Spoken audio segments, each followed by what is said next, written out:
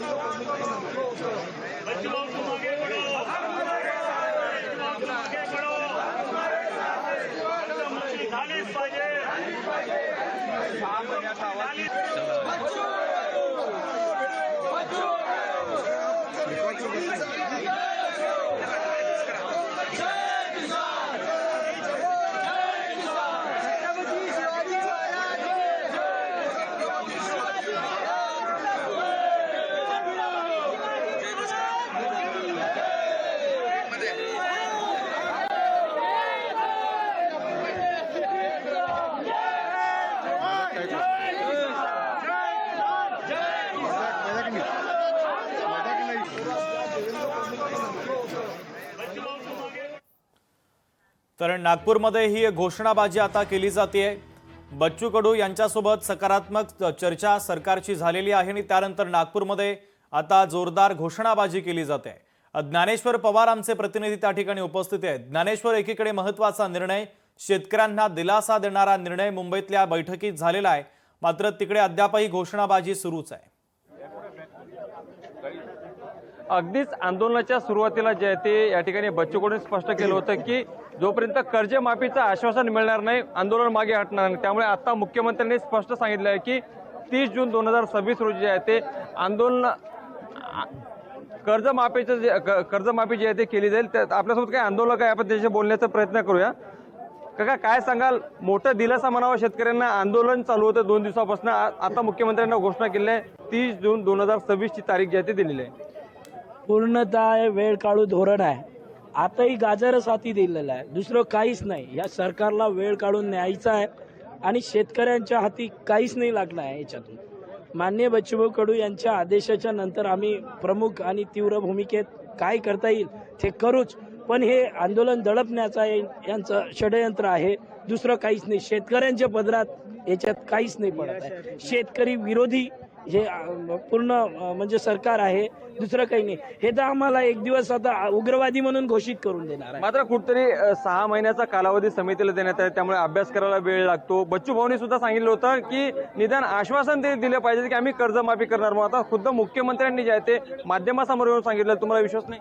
साहेब, कसं आहे, हे अभ्यास करणारे कोणता अभ्यास करताय? MPSC UPSC नीट कोणता एक्झाम देत आहे? इतका अभ्यास करावा लागतं का? कुठल्याही योजना इम्प्लिमेंट करताना एवढा अभ्यास आत्तापर्यंत केलेला नाही। हे फक्त वेळ मारून नेण्याचं एक षडयंत्र आहे, दुसरं काहीच नाही। अभ्यास काहीच नाही करावा लागत हो। ते शक्तीपीठ महामार्ग, समृद्धी महामार्ग, खूप सारे प्रोजेक्ट आहे जे न मागता आलेले आहे, ते कन्वर्ट नाही करतायत का? रोज 15 शेतकरी मरतायत, ते दिसत नाही काय तुम्हाला?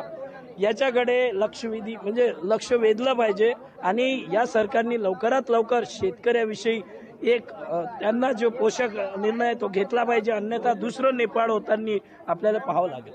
मात्र एकंदरीत कुठेतरी पाहायला गेलं तर कर्जमाफीचं जे आहे ते जाहीरनाम्यामध्ये जी काही घोषणा केलेली होती निवडणुकीच्या काळामध्ये, आता आश्वासन तरी निदान मिळालेलं आहे, त्यामुळे हा एक दिलासा आहे असं समजायचं का शेतकऱ्यांना? आश्वासन ही मागच्या वेळेस पण दिलेलं होतं, त्यांच्या आश्वासनाला सन्मान ठेवून आम्ही आजपर्यंत थांबलोच होतो। मग आजपर्यंत त्यांनी काहीच केलेलं नाही ना, अभ्यास केला नाही, कर्जमुक्ती केलं नाही। मग त्याच्यामुळे आम्ही अजून हा मोर्चा चालू केला। मग मोर्चा चालू केला तर अजून पण आश्वासन द्यायचं म्हणलं तर ह्या शेतकऱ्याच्या आत्महत्या कधी थांबणार? पण आता दिलेल्या आश्वासन वर बच्चू कडूजी जर तुम्हाला जर सांगितलं की आपण आंदोलन थांबवायचं, तर तुमची काय भूमिका राहू शकते?